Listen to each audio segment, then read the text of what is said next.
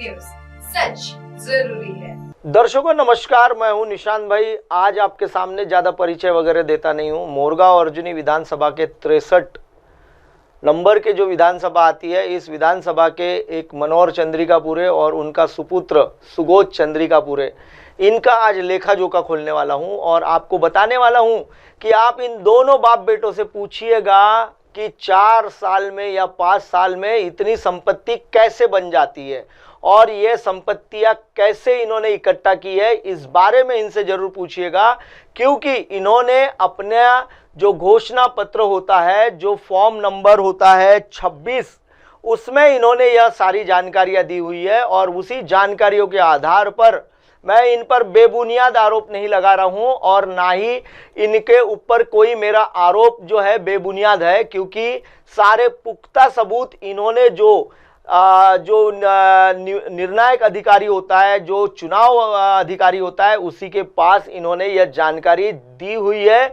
और जनता को जानना बहुत जरूरी है, क्योंकि इनके पास इनकी आमदनी इतनी कम आमदनी 2021 में, 2020 और 21 में इनके पास कम आमदनी होती है और अचानक 2024 में इनके पास करोड़ों की संपत्तियां खड़ी हो जाती है। आखिर यह गोलमाल हुआ कैसे और क्या इस गोलमाल के पीछे का राज है?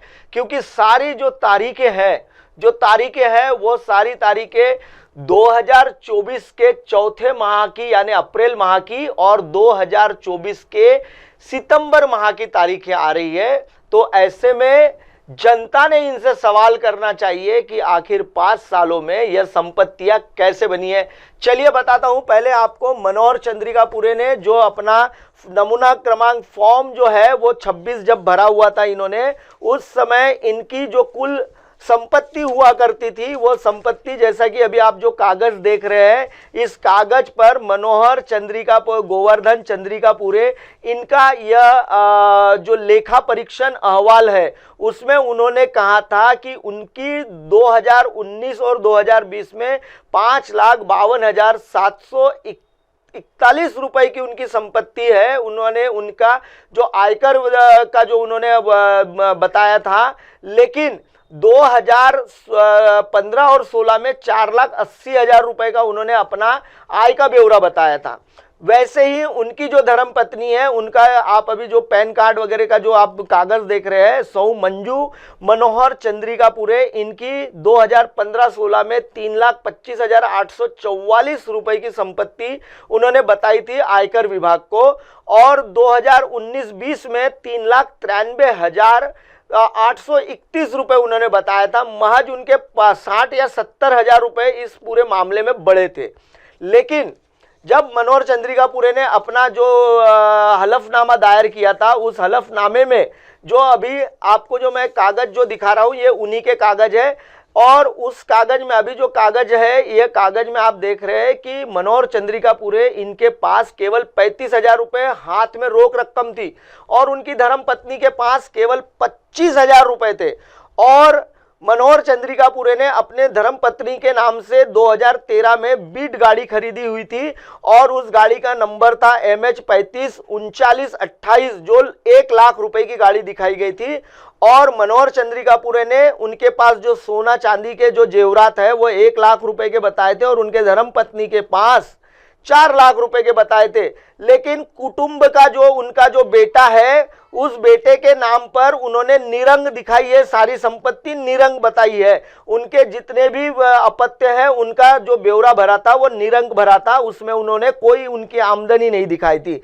कुल मिला के 1,35,000 रुपए का उन्होंने अपने पास दिखाया हुआ ये था, यानी जेवर और उनका हाथ की रकम पकड़ के, और उनकी धर्म पत्नी के पास 5,25,000 रुपए का उन्होंने ब्यौरा दिया हुआ था।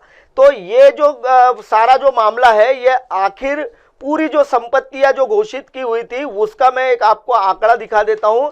जब ये अभी जो आप कागज देख रहे हैं, इस कागज में उन्होंने उनकी पूरी जो संपत्तियां है, जिसमें उनकी गाड़ियां, जमीन, निवास के जितने भी उनके फ्लैट, ये वो सारी चीजें बताई हुई थी, वो केवल बताई थी उन्होंने मनोहर चंद्रिकापुरे ने 4,14,00,000 रुपए की और उनके धर्मपत्नी के नाम से केवल 30 लाख रुपए की संपत्ति दिखाई थी। और उसी में आप देख रहे होंगे उनके अभिभावक जो कुटुंब के जितने भी लोग वगैरह हैं उनके इसमें सारा मामला निरंग बताया गया था।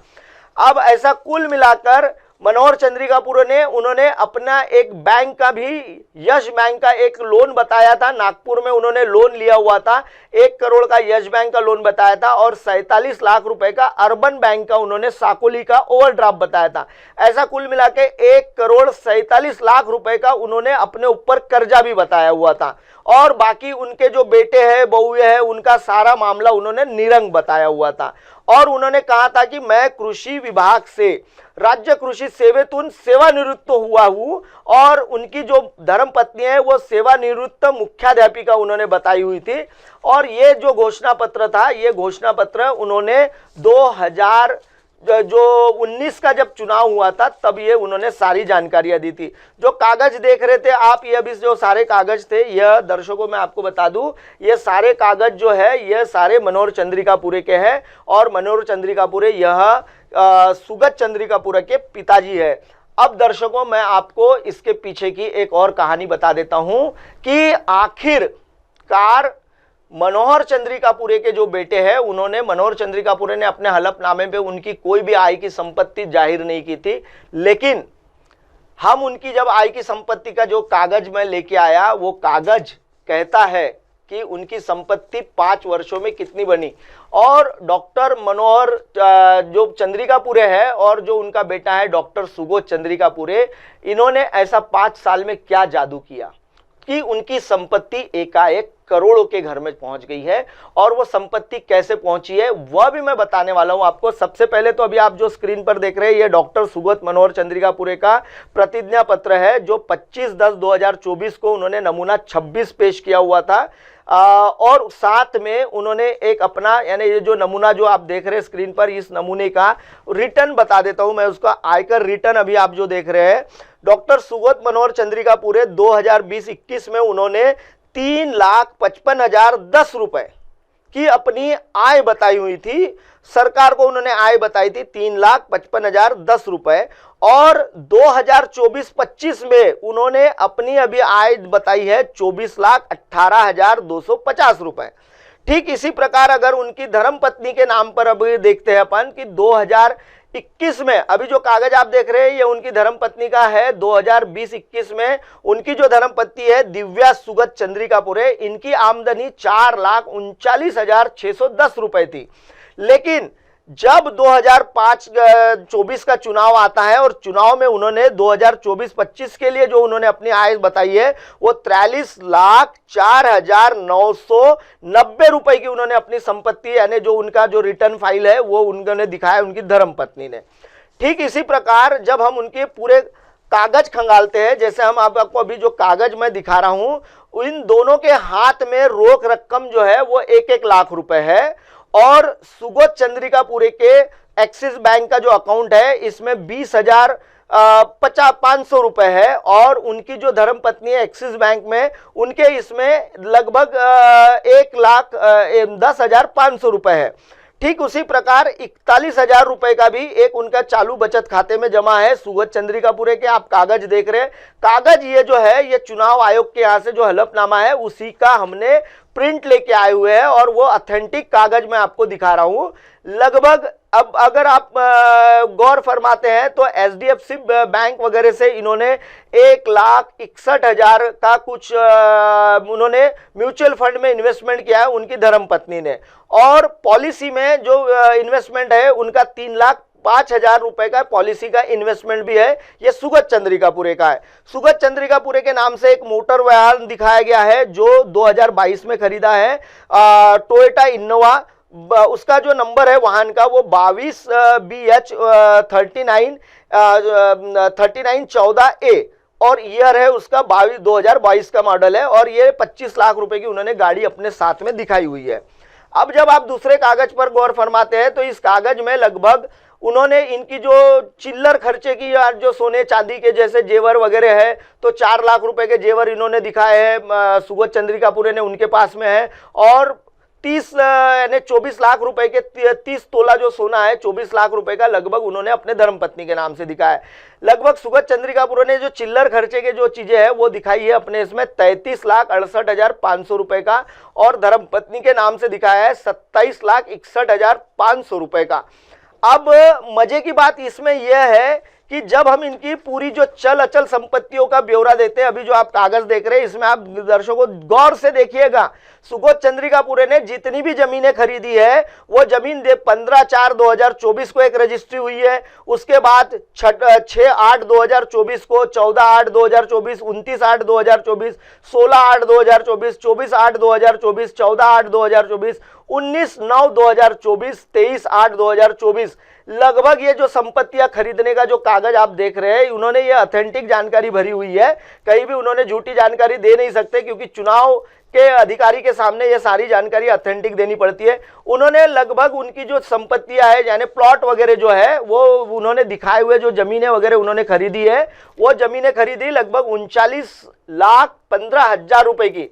ठीक इसी प्रकार इसी कागज में आप देख रहे हैं 39,15,000 में उन्होंने केसलवाड़ा वगैरह में उन्होंने अपनी जमीनें दिखाई है। लगभग ये जमीनों की भी जो बाजार मूल्य वगैरह है यानी उन्होंने जो प्लॉट वगैरह खरीदे हैं वो 11,30,000 रुपए के उन्होंने वो प्लॉट दिखाए हुए हैं। ठीक इसी प्रकार जब हम और पन्ने जब खंगालते हैं तो उनकी जो बिल्डिंग है जहां जहां उनका घर वगैरह जो बने हुए हैं, जैसा ब्लू में मेडल बिल्डिंग में उनका 9 क्रमांक का एक विंग में उनको एक फ्लैट है 700 कुछ नंबर का उनके मिसेस के नाम से, और तो उनका अगर सुगत का आप देखते हैं तो लगभग ये इसमें इनका जो 30 लाख रुपए का इनका इन्वेस्टमेंट दिखता है फ्लैटों में, और 66,29,040 रुपए का इन्वेस्टमेंट दिखता है उनकी धर्मपत्नी के नाम से। दर्शकों ये जो आंकड़े हैं ये आंकड़े सारे जो आंकड़े मैं आपको बता रहा हूं ये आंकड़े संपत्ति कैसे बढ़ी, तो संपत्ति कैसे बढ़ी इसके लिए हमने बहुत सारे लोगों से भी मुलाकात की है। लगभग इन्होंने अपनी जो संपत्ति है 39 यानी जो पूरी जो उनकी मालमत्ता है वो 39,15,000 रुपए की बताई हुई है। सुगत चंद्रिकापुर ने 8वें कॉलम में उन्होंने पूरा डिटेल जो डाला है, अभी जो 8वां नंबर का कॉलम देख रहे हैं उसमें, और 2,09,49,040 रुपए की लगभग ये जो संपत्ति दिखाई गई है उनकी जो धर्म पत्नी है उनके नाम से, दिव्या सुगत चंद्रिकापुरे के नाम से दिखाई हुई है। और ये सारा जो मामला है अभी दर्शकों आपने जो सारे डॉक्यूमेंट्स देखे ये ऑथेंटिक डॉक्यूमेंट्स है, इसमें कहीं भी 19-20 नहीं है। फिर मैं मोरगांव अर्जुनी के कुछ डॉक्टर सुगत चंद्रिकापुरे हैं, जरूरी है कि वो डॉक्टर है तो उनका अस्पताल वगैरह होगा, तो अस्पताल वगैरह तो कुछ दिखा नहीं हमें उनका, लेकिन फिर हमने एक रैंडमली हमारे मोरगांव अर्जुनी के कुछ डॉक्टरों से मिले। तो सबसे पहले मैं डॉक्टर से जो मिला था हमारे मोरगांव अर्जुनी के जो डॉक्टर है डॉक्टर रहेले, इनसे मैं मिला और इनसे मैंने एक छोटी सी मुलाकात ली और उनसे कहा कि आपकी पिछले 5 वर्षों में 2019 से 24 के बीच में कितनी आमदनी बढ़ी। पहले आप वो डॉक्टर जो रहेले है उनका आप स्टेटमेंट सुन लीजिए। मेरा नाम दीपक मार्कंड रहेले। उस वक्त मिनिमम 2 लाख रुपए लगते थे। 2 लाख रुपए, एक यानी रेंट का भी रहेगा, रेंट का 2 लाख रुपए लगेगा आपको। हाँ। अच्छा मुझे एक बात बताइए, 2019 से 2024 ये 5 वर्षों में डॉक्टर की औसत आमदनी कितनी बढ़ सकती है? हाँ, अभी तो ऐसा है कि डॉक्टर की आमदनी बढ़ने के लिए डॉक्टर ही बढ़ रहे हैं, तो आमदनी बढ़ाने के लिए डॉक्टर को खुद को कसरत करना पड़ रहा है। अच्छा। हाँ, ये स्ट्रगलिंग लाइफ में डॉक्टर जी रहा है फिलहाल। यानी अभी जो डॉक्टर्स की जो लाइफ हो रही है वो स्ट्रगलिंग में जा रही है, क्योंकि डॉक्टर्स के क्लिनिक ज्यादा से ज्यादा तहसील स्तर में खुल रहे हैं। आज मतलब 5 साल पहले 10 क्लिनिक थे तो आज अर्जुनी में 20 क्लिनिक है। 20 क्लिनिक हो गए हैं। तो क्या लगता है आपको कि आप कितनी यानी रुपए की संपत्ति जमा कर पाएंगे 5 साल में? 5 साल में मतलब एक डॉक्टर मिडिल क्लास लाइफ अच्छे से जी सकता है as a doctor middle class life जी सकता है। दर्शकों डॉक्टर रहले के बाद मैं पहुंचा डॉक्टर रमेश कापगते जो मेरे मित्र भी है, मैं उनके पास पहुंचा और उनसे जब मैंने इस बारे में चर्चा की तो उन्होंने अपनी जो स्थिति बताई है वो मैं आपको दिखा देता हूं कि उन्होंने क्या कहा कि भाई 2019 से 2024 के बीच में उनकी आमदनी कितनी बढ़ पाई है। महंगाई जिस तरह से बढ़ी है उस हिसाब से तो आमदनी नहीं बढ़ी है। आमदनी नहीं बढ़ी, इसलिए नहीं बढ़ी है कि डॉक्टर लोगों की संख्या भी बढ़ गई अभी। हाँ। दिनों दिन कंपटीशन बढ़ गया। गांव खेड़ों में डॉक्टर्स हो गए। हाँ। उसके कारण जो फ्लो था गांव खेड़े से आने वाला वो अभी कम हुआ है। तो महंगाई जिस तरह से बढ़ी हुई है उस मुकाबले इनकम नहीं है। इनकम कुछ नहीं बढ़ी है। नहीं बढ़ी। फिर दर्शकों मैं पहुंचा हमारे मुरगांव अर्जुनी के रहने वाले डॉक्टर बल्लभ भुतड़ा जी के पास, जो कि एक जाने माने ख्यातनाम उस समय के एमबीबीएस रह चुके। नागपुर से एमबीबीएस का पढ़ाई करने के बाद उन्होंने अपने मुरगांव अर्जुनी में अपने पिताजी की वजह से, पिताजी के कहने के वजह से उन्होंने वहां अस्पताल खोला। तो मैंने उनसे भी चर्चा की कि डॉक्टर साहब आपकी 2019 से 24 के बीच में कितनी आमदनी बढ़ी है, तो वो भी मैं पहले आपको दिखा देता हूं। उस समय में हार्डली 5,000 रुपये लागत आई थी। 5,000 रुपए की लागत आई थी। अच्छा, मुझे बताइए कि अब 2019 और 14 के बीच में, 24 के बीच में डॉक्टरों की आमदनी कितनी बढ़ी है? आमदनी तो मैं नहीं कह सकता कि बहुत बड़ी होंगी, क्योंकि नंबर ऑफ डॉक्टर्स अर्जुनी में बहुत बढ़ गया और उस हिसाब से इतनी आमदनी नहीं बढ़ी है। और जिस तरह से आज गवर्नमेंट इतनी डॉक्टरों को पेमेंट मिलता है राउंड ऑफ 1 लाख, आज अर्जुनी कोई डॉक्टर 1 लाख नहीं कमा रहा है। हार्डली वो 40-50 हज़ार रुपये महीना कमा रहा है, हार्डली, बस इससे ज़्यादा किसी। फिर मुझसे रहा नहीं गया दर्शकों, तो फिर मैं पहुंचा डॉक्टर मंडल के पास कि यंग युवा डॉक्टर है, युवा डॉक्टर के पास पहुंचा, उनसे भी जानने का प्रयास किया कि आखिर उनकी आमदनी कितनी बड़ी है 19 और 24 में। ये डॉक्टर मंडल ने क्या कहा वो देख लीजिए। तो मुझे एक बात बताइए, 2014 से 19 के यानी 19 से 24 के बीच में डॉक्टरों की कितनी आमदनी बढ़ी होगी? देखो, आमदनी बढ़ी ऐसा नहीं बोल सकते, आमदनी उतनी है क्योंकि सैचुरेशन बढ़ गया है, डॉक्टर्स आ गए, हमारे डॉक्टर्स मित्र जहाँ वहाँ गली गली। एक अच्छी बात है कि जहाँ वहाँ डॉक्टर्स हो गए हैं, आमदनी उतना ही है। आज भी 5 साल बाद या 5 साल पहले भी देखोगे उतना ही फीस होता था, आज भी उतने ही फीस है, फीस में कोई बढ़ोतरी है नहीं, डॉक्टर्स बढ़ते गए। तो डॉक्टर भी हाई क्लास का जीवन जग रहे हैं कि मिडिल क्लास का ही? Middle class. High class doctor आपको पेरीफेरी में तो नहीं मिलेंगे, मिडिल क्लास ही मिलेंगे। बड़े बड़े सीटों की बात अलग होती है, पेरीफेरी की बात अलग होती है। फिर दर्शकों हम पहुंचते हैं डॉक्टर गायकवाड़ के पास, जो गायकवाड़ डॉक्टर है। इन्होंने बहुत बड़ा अपना एक ये व्यवस्था करके रखी हुई है, बहुत अच्छा इनका पूरा एक सेटअप बना हुआ है। उनसे फिर मैं चर्चा करने पहुंचा और उनसे जो चर्चा हुई वो मैं आपको पहले बता देता हूँ क्या चर्चा हुई। मेरा नाम है डॉक्टर मनोज गायकवाड़, मैं अर्जुनी मुरगांव में प्रैक्टिस करता हूँ। अच्छा जी। डॉक्टर साहब, अभी 19 और 24 के बीच में ये 5 सालों में जो महंगाई बढ़ी है, और महंगाई बढ़ने के साथ साथ बहुत सारी चीज़ों के दाम बढ़ते गए, बहुत सारी, लेकिन डॉक्टरों की आमदनी कितनी बढ़ रही? देखो, कंपेयर करने जाए तो जैसे टीचर्स का पेमेंट जो होता है, या जो आपने अभी मुद्दा उठाया कि बाकी चीज़ों का जो प्राइस हुआ है, देखो 2019 में डॉक्टर्स की फीस मेरे ख्याल से इतना ही था, 50-80 है ना। अभी वो 50-80 से कुछ बढ़ के 80-100 तक हो गया। तो परसेंटेज वाइज देखा जाए तो ये सिर्फ 20% का है, और बाकी चीज़ों का प्राइस देखा जाए तो वो मेरे ख्याल से 50%, 100% के ऊपर चला गया, या 200% तक भी कुछ चीज़ें बढ़ गई है। तो ये चीज़ें आपने अच्छा मुद्दा उठाया कि ये चीज़ें है जो अभी भी डॉक्टर का आमदनी 20% से ही बढ़ा है। दर्शकों, यहाँ से फिर मैं पहुंचा हूँ गाड़े गोने करके डॉक्टर हैं हमारे मुरगांव अर्जुनी के, उनसे भी मैंने चर्चा की है। और दोनों डॉक्टर गाड़े गोने जो है, मैडम भी अस्पताल में बैठते हैं, मैं दोनों से उनकी आय के बारे में जब जानकारी ली, 2019 और 24 में कितना उनका आय बढ़ी है, तो उसके बारे में मैंने उनसे जानकारी ली। डॉक्टर उल्लास शंकरराव गाड़े गोने। नहीं, हमारी तो कोई आमदनी नहीं बढ़ी। हमारे जो फीस थी 19 के पहले भी 100 रुपये हम लेते थे एक पेशेंट से, वो आज भी उतनी ही लेते हैं, चाहे वो सुबह देखे, दोपहर देखे, रात को देखे पेशेंट। डॉक्टर वैशाली उल्लास गाड़े गोने। सही है, 2019 से 24 तक हमारा उतना ही है, यानी 100 रुपीज़ ही लेते हैं हम पर पेशेंट। और कभी कभी तो पेशेंट के पास उतना पैसा भी नहीं रहता, कम पैसे लेके आते, उसी पैसे में उनको दवाई भी खरीदना पड़ता है। तो हम एडजस्टमेंट करके उनको दे देते, अपने पास की दवाई देते, और कम पैसे में कम फीस लेके उनको। हाँ। अब मैं उसके बाद वहां से निकला डॉक्टर नाकाड़े के पास, जहां डॉक्टर नाकाड़े ने अपनी सारी जो उनके पास क्या क्या व्यवस्था है वो मुझे बताया, और उनकी आमदनी कितनी बढ़ी है ये भी मुझे उन्होंने बताया। मैं डॉक्टर चित्तरंजन नाकाड़े हूँ, अर्जुनी मोरगांव का रहवासी हूँ, ठीक है, आमदनी में इजाफा तो नहीं हुआ है, जो चल रहा है वो चल रहा है।